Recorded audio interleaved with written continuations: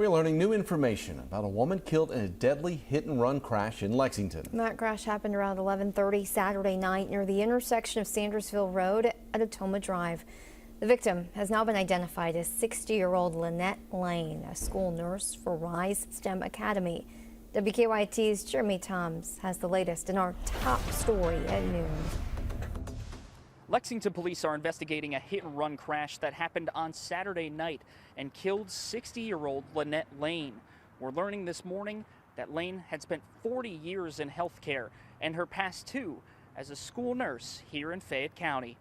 Lane was one of 48 school nurses throughout the county that are employed by the Lexington-Fayette County Health Department.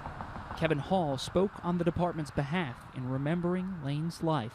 Lynette has worked for us for about 2 years, and a school health nurse is a very special person. They are some of the only people in health care that these kids will connect to. Lane spent those years with the Rise STEM Academy for Girls.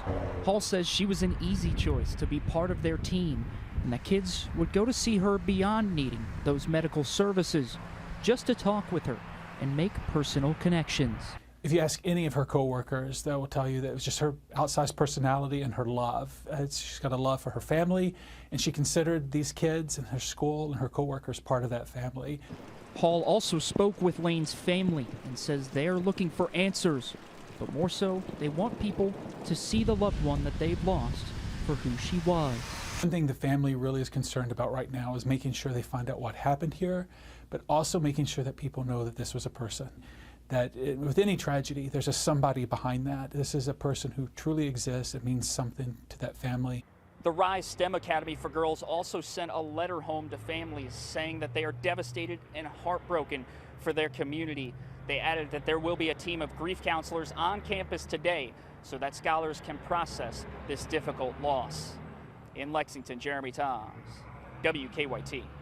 And additional counselors will be available as needed. Police say the investigation into Lane's death is still ongoing.